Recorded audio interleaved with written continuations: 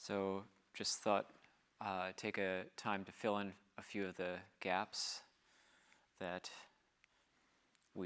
some things in the life story of the Buddha that maybe weren't in the Life of the Buddha, the book.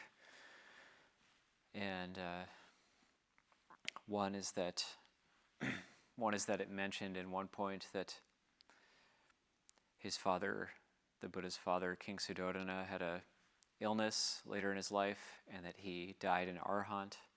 So it's good to know that according to the Thai tradition, then the Buddha had gone home a first time with 20,000 bhikkhus.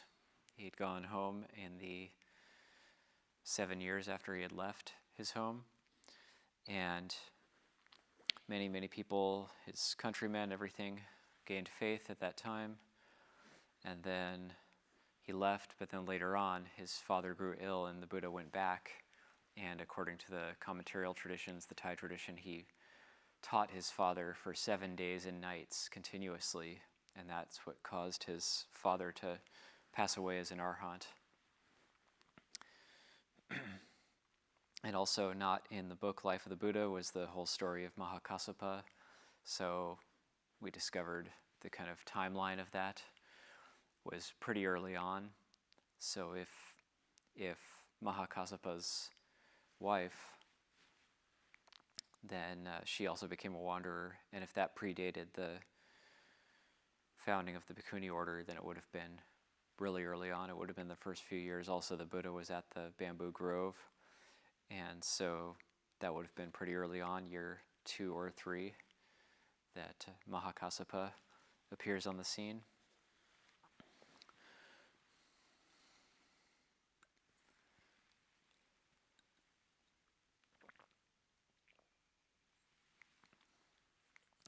And of course, the Buddha's former wife, Yasodhara, not really coming up anywhere other than in the commentaries, like their relationship or how that all panned out. But apparently, according to the commentaries, they were married at age 16.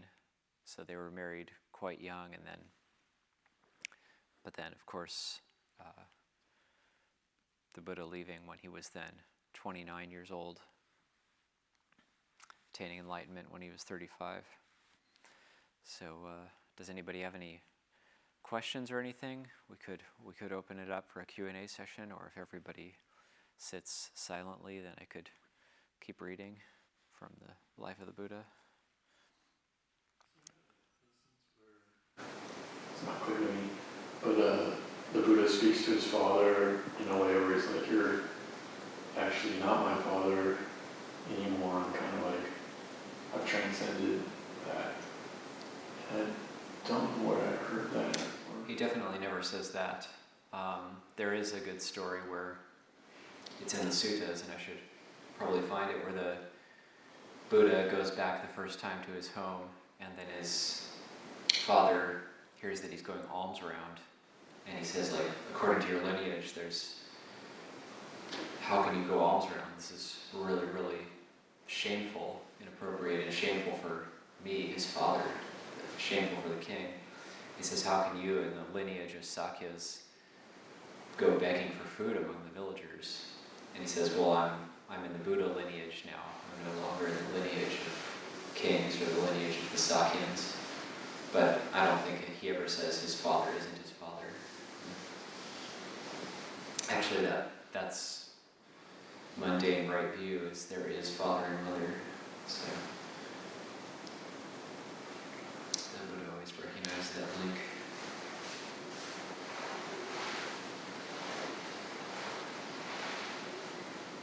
We hear the Sakyans referred to as a clan, so is that like a kind of caste or a kind of ethnic group, or? No, the caste is Khattiya. Khattiya is warrior noble. So the Sakyans are, I guess you could say they're an ethnic group. I went into a little bit before. It's a clan name or a dynasty. How they descended from King Okaka, who probably lived in present-day Afghanistan.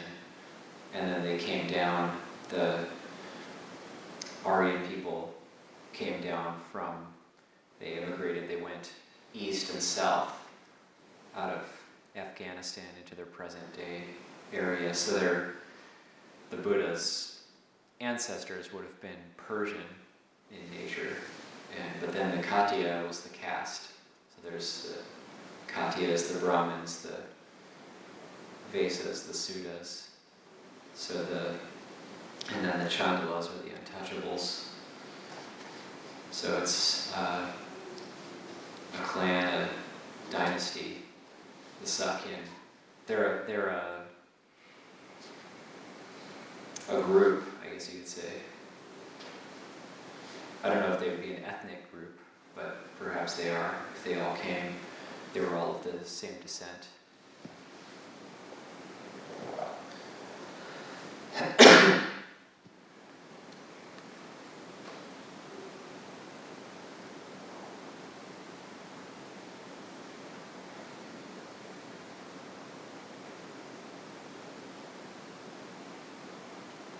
There's a text known as the Mahavamsa, which has the whole Buddha's genealogy, a Sri Lankan commentarial text.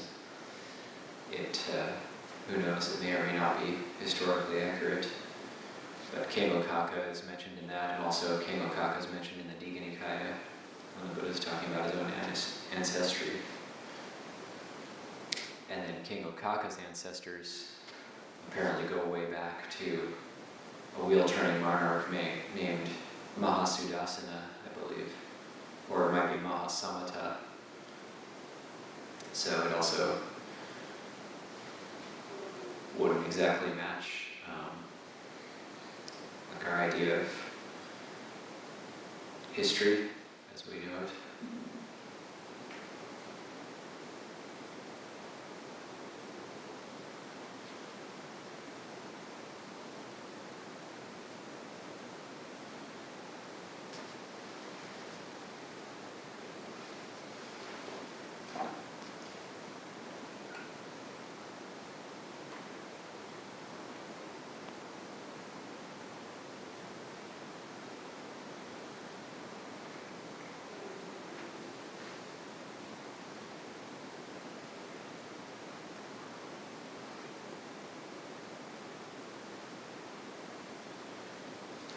There's a number of holy sites in India associated with the Buddha's striving or his earlier life also. So like when he was doing the austere practices, he was apparently in a cave, the austerity cave, and it's this really desolate hillside, kind of maybe 5 miles away from Bodh Gaya or something. It's this solitary hill, and that's apparently where he did his austere practices. So they'll have I never went to that particular holy site, but there's a statue of the starving Buddha image in that particular cave.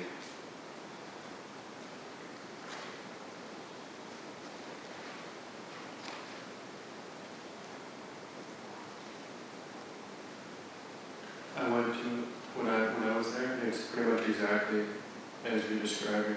It has that kind of, it feels like that. It feels austere and desolate. Yeah, exactly. It's quite strange that it would line up so precisely. That was my experience. Mm-hmm. Yeah, I was actually going to go there, but curiously enough, I've heard that it actually has like a kind of a bad feeling to it too. Like it's like this was where the Buddha like inflicted a lot of pain on himself, and so the reason I couldn't go there is because the bus tour that was one of the bus tour companies, Sakya Bus Tours, the bus had run over somebody in that village, and then every time they saw a tourist bus, all the villagers were attacking it. So the tourists couldn't go into that area when I actually went.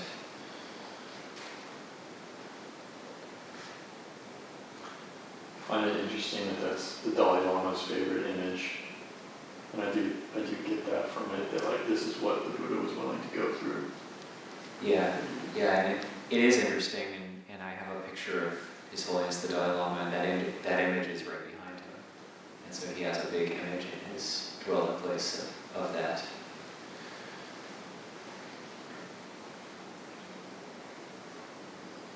But not only did he starve himself, but there's the accounts of him plucking his hair out and sitting on beds of thorns and just inflicting a lot of pain on himself, and actually fully embracing the self-torture practice. Not getting any states of high distinction from it, but the fact that he did it is pretty amazing.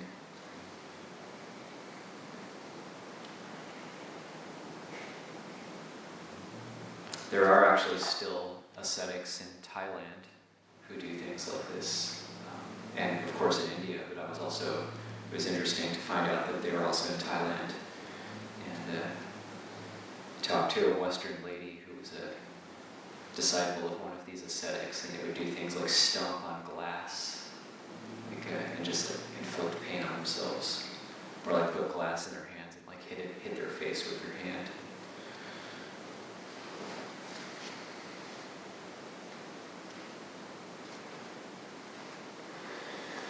Do we know how Mahakassapa died?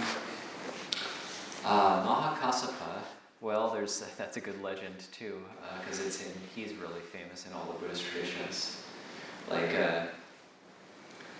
Mahakassapa was older than the Buddha, but of course outlived him, and they say he lived to be, they say when he was very old, maybe 120 or even older than that he went to some mountain in China, Chickenfoot Mountain, and entered into a state of samadhi where he's not actually dead. He's in a state of stasis. He's apparently still alive, even now, to pass over the robe to the next Buddha. And but then the next Buddha is going to be so huge, and he lives for 80,000 years, Maitreya, and everything's relative, so he lives super long time, and they're 80 feet tall as well. So if we compare it to our time, so the joke in the Mahayana is that when Mahakassapa finally offers the robe to Maitreya, it'll only fit over his tongue. So he's just sort of going through the motions. But that's the legend, that apparently Mahakassapa is still alive. People have visions of him sometimes. Master Shuyun had some sort of vision of Mahakassapa giving him blessings or something.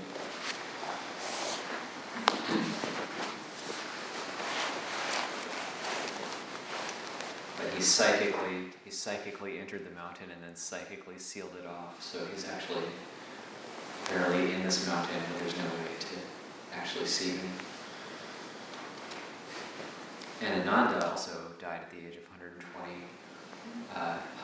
Rose up into the air, went over the center of a river, and disappeared into the fire element. Ashes fell into the river. So that two villages on both sides of the river wouldn't quarrel over his relics? Maybe. Yeah, maybe. Or he was just trying to, Lumpur Liam style, just make it convenient, just so nobody had to work, do some sort of cremation for him.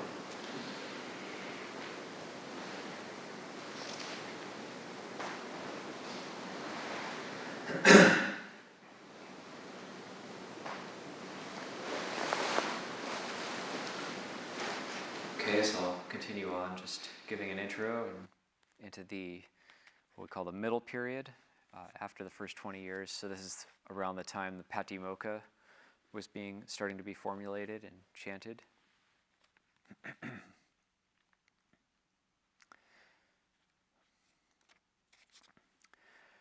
After the 20th year following the Enlightenment, the Buddha was now 55 years old. All traditions abandoned the attempt to trace a chronological order of events until the last year. Also, at this point, we can say the Buddha's base is Savatthi, the Jeta's Grove in Atapindika's Park, and that having spent 19 reigns total there, so that really became his base, and that was a monastery which had bhikkhus, bhikkhunis. It was a very big monastery, could house hundreds of monastics.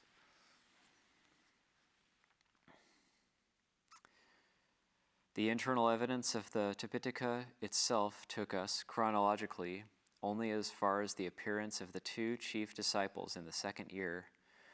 The tradition incorporated in the commentaries of Acharya Buddhaghosa traced some very general outlines for the first 20 years, enabling us to place a good deal more Pitaka material. The much later tradition of the Malalankarawatu allotted certain events, some non-canonical and so not included here, to each of those years. Each later tradition thus supplements the earlier. The canonical evidence is historically reliable. While there is no conflicting outside evidence, that in the commentaries can be accepted too. But the later tradition is probably no more than conjecture. However, this seems no reason for not following its placing of otherwise undatable canonical incidents. And most of the material in the Vinaya and Sutta Pitakas is undatable, though sometimes a certain succession of events can be worked out. Here, then, follow a number of episodes and discourses, many of which may well have happened at any time. First, one event should be mentioned, which the later tradition places 31 years after the Enlightenment. It is the donation of the Eastern Monastery in Savatthi by the devoted laywoman adherent, Visakha. She was singled out by the Buddha himself as the foremost among his woman adherents. Since she was instrumental in converting her father-in-law, Migara, to the teaching, she became known as Migara's mother in the dispensation. Here is an episode characteristic of her. The occasion was this. The occasion was this, meaning it comes from Upali, from the Vinaya, not from the Suttas. The Blessed One had stayed as long as he chose at Benares, and he set out to wander by stages to Savatthi. When he eventually arrived there, he stayed in Jeta's Grove, Anathapindika's park. Then Visakha, Migara's mother, went to the Blessed One, and after paying homage to him, she sat down at one side.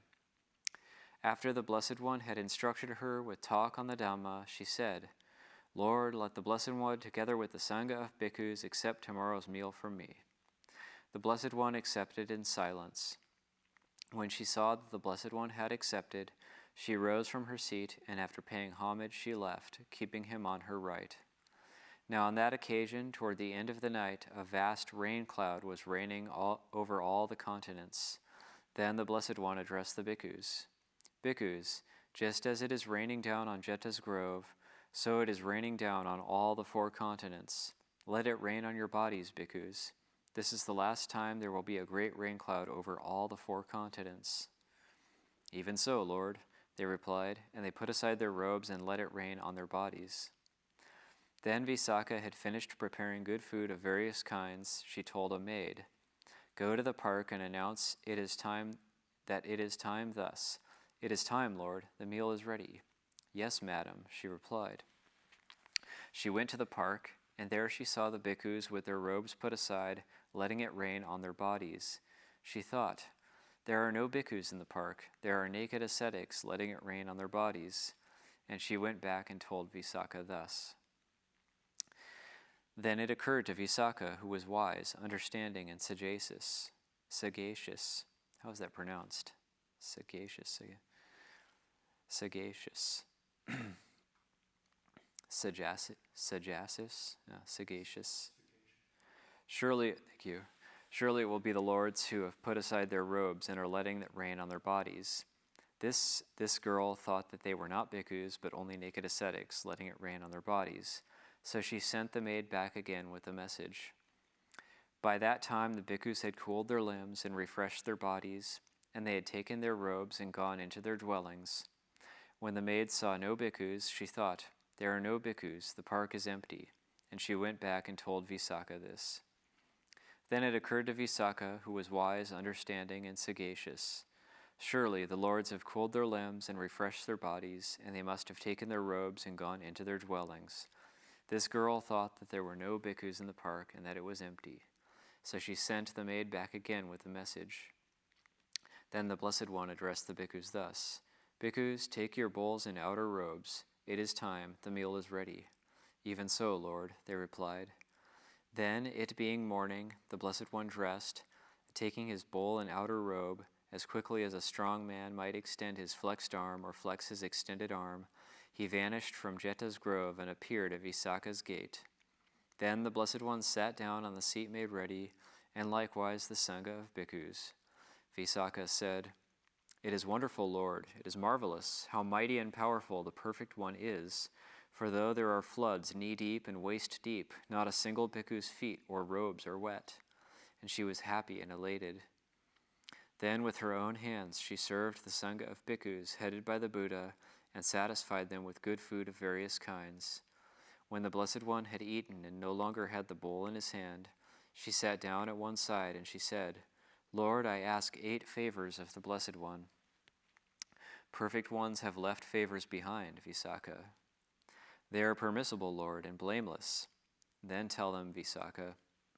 "Lord, I should like to provide the Sangha with rains cloths for as long as I live, and I should like similarly to provide food for visiting bhikkhus, food for those setting out on a journey, food for the sick, and food for sick attendants, and I should like similarly to provide medicine and a constant supply of gruel, and I should like similarly to provide bathing cloths for the Sangha of bhikkhunis.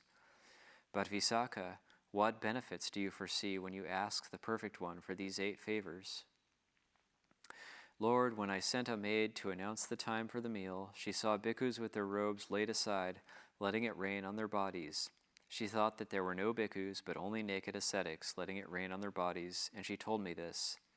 Nakedness, Lord, is improper, it is disgusting and repulsive. This is the benefit I foresee in wanting to provide rains cloths for the Sangha for as long as I live.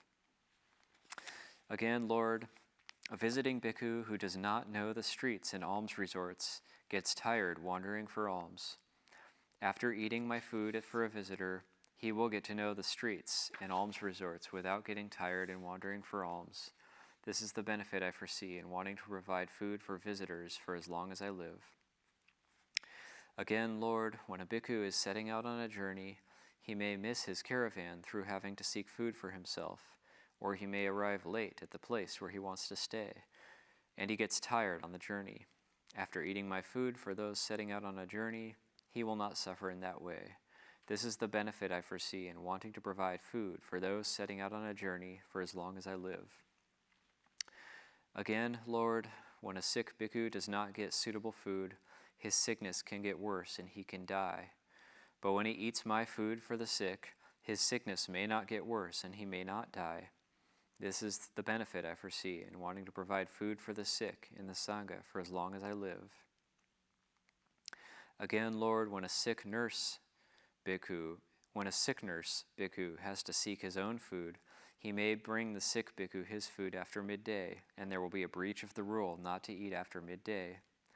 But when he eats my food for the sick nurses, he can bring the sick bhikkhu his food in time, and there will be no breach of the rule. This is the benefit I foresee in wanting to provide food for sick nurses in the Sangha for as long as I live. Again, Lord, when a sick bhikkhu does not get suitable medicine, his sickness can get worse and he can die. But when he uses my medicine for the sick, his sickness may not get worse and he may not die. This is the benefit I foresee in wanting to provide medicine for the sick in the Sangha for as long as I live. Again, Lord, gruel was allowed at Andhakavinda by the Blessed One who saw 10 advantages in it. Seeing these 10 advantages, I want to provide a constant supply of gruel for the Sangha for as long as I live. I believe that's in the Anguttara Nikaya Book of the Tens, the 10 advantages of taking kanji or gruel. Now, Lord, the bhikkhunis are bathing naked at the same bathing place on the river Achiravati as the Harlos use. The Harlos make fun of the bhikkhunis, saying, "Why practice the holy life so young, ladies? Are not sensual desires to be enjoyed? You can live the holy life when you are old. Then you will have the benefit of both." When Harlos made fun of them thus, the bhikkhunis were put out. Nakedness for women is improper, Lord. It is disgusting and repulsive. This is the benefit I foresee in wanting to provide bathing cloths for the bhikkhunis for as long as I live. But Visakha, what benefits do you foresee for yourself in asking the Perfect One for the 8 favors? As to that, Lord, Bhikkhus who have spent the rains in different parts will come to Savatthi to see the Blessed One. They will approach the Blessed One and question him thus: Lord, the bhikkhu named so-and-so has died. What is his destination? What is his rebirth? The Blessed One will tell how it is that one who has reached the fruit of stream entry, of once return, of non-return, or of arhatship, I shall approach them and ask, Lords, did that Lord ever come to Savatthi? If they answer that he did, I shall conclude that surely a rain's cloth will have been used by that Lord, or visitor's food, or food for one going on a journey, or food for the sick, or food for a sick nurse, or medicine for the sick, or the constant gruel supply. When I remember it, I shall be glad. When I am glad, I shall be happy. When my mind is happy, my body will be tranquil. When my body is tranquil, I shall feel pleasure. When I feel pleasure, my mind will become concentrated. That will maintain the spiritual faculties in being in me, and also the spiritual powers, and also the enlightenment factors. This, Lord, is the benefit I foresee for myself in asking the 8 favors of the Perfect One. Good, good, Visakha. It is good that you have asked the Perfect One the 8 favors foreseeing these benefits. I grant you the 8 favors. Then the Blessed One gave his blessing with these stanzas. Now when a woman disciple of a sublime one, glad in virtue, gives both food and drink, and, conquering avarice, bestows a gift that leads to heaven, quells sorrow, and brings bliss, she gains the holy life, and by a path alike unblemished and immaculate, so loving merit, in happiness and health, she long rejoices in the heavenly world. It's from the Vinaya. Mahavagga 8:15. And then this is relating an account from the suttas of Visakha. Thus I heard, at one time the Blessed One was living at Savatthi in the eastern park at the palace of Migara's mother. Then a dear and beloved granddaughter of Visakha's had died. In broad day, Visakha went to the Blessed One with her clothes and hair wet. After paying homage to him, she sat down at one side, and the Blessed One said to her, Now where have you come from, Visakha, in broad day with your clothes and hair wet? Lord, a dear and beloved grandchild of mine has died. That is why I have come here in broad day with my clothes and hair wet. Visakha, would you like as many children and grandchildren as there are people in Savatthi? Lord, I would like as many children and grandchildren as there are people in Savatthi. But Visakha, how many people die in Savatthi in a day? 10 people die in Savatthi in a day, Lord, or 9, or 8, or 7, or 6 people die in a day, or 5, 4, 3, 2, or at least one person dies in a day in Savatthi. Savatthi is never without people dying. Then what do you think, Visakha? Would you ever be without your clothes and hair wet? No, Lord, enough of so many children and grandchildren for me. Those who have 100 dear ones have 100 pains. Those who have 90 dear ones have 90 pains. Those who have 80, 20, 10, 5, 4, 3, 2 dear ones have 2 pains. Those who have 1 dear one have 1 pain. Those who have no dear ones have no pains. They are the sorrowless, the dispassionate, the undespairing, I say. Sorrow and mourning in the world, or suffering of every sort, happen because of one beloved, but happen not when there is none. Happy are they and sorrowless that have no loved one in the world, who seek the sorrowless dispassion, should have no loved ones in the world. Is that kind of controversial teaching again, which goes against a regular way of thinking.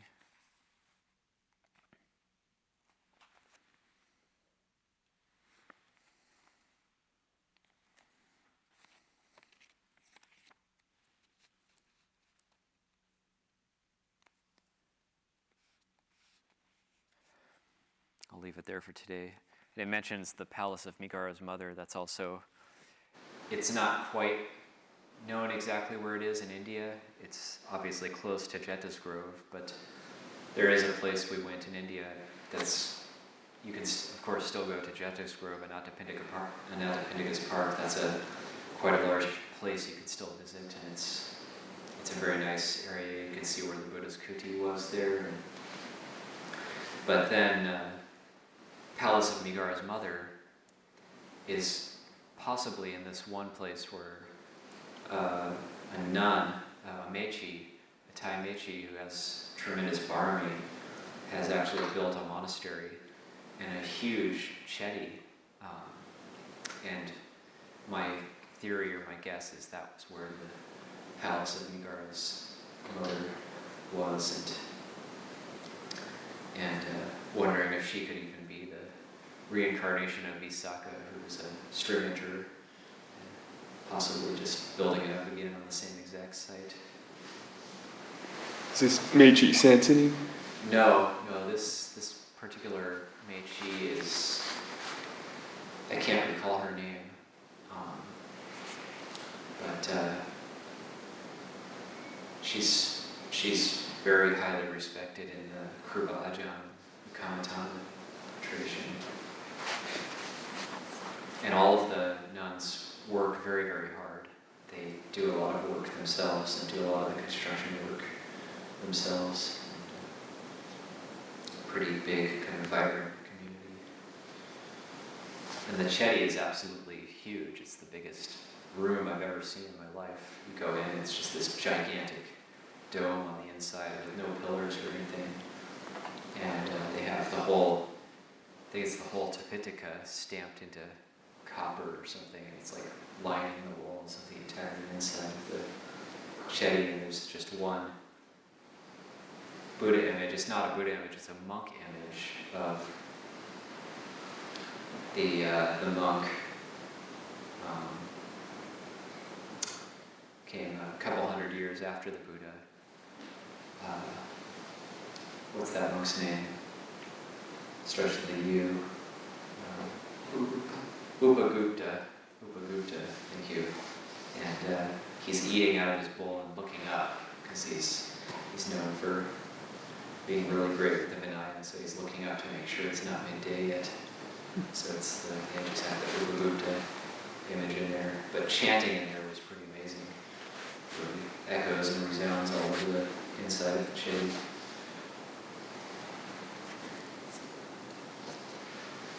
Questions, comments, commentaries? Ajahn, I was curious about the place you just mentioned at the Buddhist time, the Palace of Migara's mother. So was that like, I mean, if that's the name of it, it was like her house or her mansion or something? It was some sort of mansion she offered as a monastery. So it was a monastery?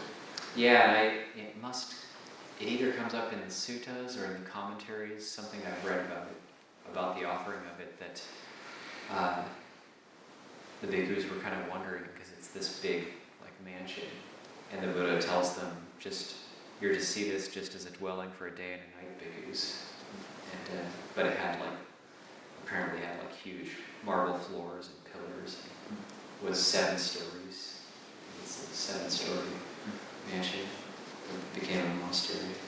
Yeah, there's some different sutras I read that they're in the they're set there in the eastern park in the palace of Migara's mother. So maybe it was outdoor courtyard or something that was there.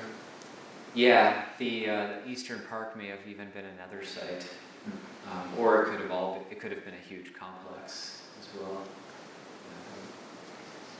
Because there's also the hall with the peaked roof. That's a different one from Palace of Migara's mother. Is that the one that Mahamoggallana made it shake with his toe? No, that's the Vajrayanta Palace in the Tavatimsa heaven. So that's a heavenly palace.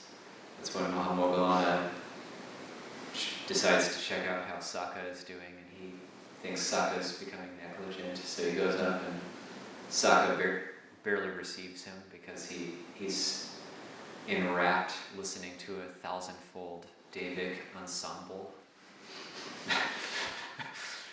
So he just basically lifts one finger when Mahamoggallana comes with him. And Mahamoggallana says, this Deva king has become negligent. And then Sakha says, it's been a long time since you've come here. I want to show you the Vajrayanta Palace.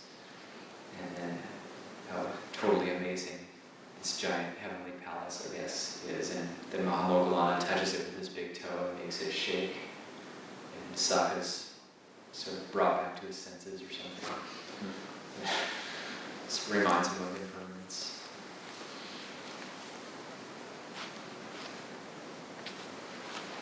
I kind of like that image though of him, just like he's just like really high, like really blissed out, just like listening to this like giant orchestra of Davidic musicians.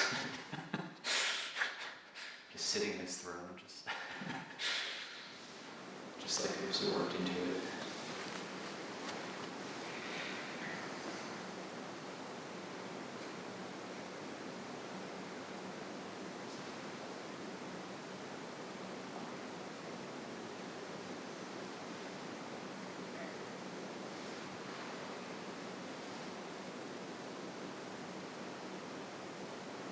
There was one other point I thought about Lady Visakha, like you touched on it at the beginning, but I remember, I don't know if it was in the Great Visakha's book or which book it was, but like the name that she receives, Migara's mother, it was like it's her, when you mentioned it, it was her father-in-law, it was Migara, and it was like, I guess in Indian society it was like, you know, often the daughter-in-law and the son, when they got married, like they would go and live with the parents of the son, and so it was like, you know, the daughter-in-law and like father-in-law relationship was like often very like you know, super hierarchical, and like they had to be very sort of like humble in front of their but then she ended up teaching, she taught him the Dhamma, right? And so he called her his mother. That's how I interpret it. It's Yeah, like she was like his mother in the Dhamma. Yeah. That's a tradition that you get that with Sariputta's brother Revata, his younger brother Revata, who wanted to ordain, and the mother had enmity toward the monks because they're all ordaining, all her sons and even her daughters end up ordaining, and then she's this devout Brahmin, and she's like, not very happy. And she doesn't give permission that Revata ordains. But then this is one of these curious cases where Revata goes to Sariputta and says, well, Mom won't give permission. And he said, well, I'm your mother in the Dhamma, I give you permission. Therefore, that fulfills the sort of permission from the parents. It's the one instance of that, taking like a Dhammic viewpoint to overpower a Vinaya point.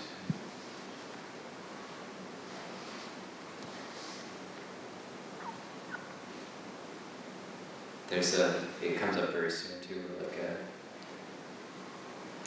she invites the monks for a meal just so she can see her son, but then she's like upbraiding them and insulting them while giving them food, and they're all just sitting there silently.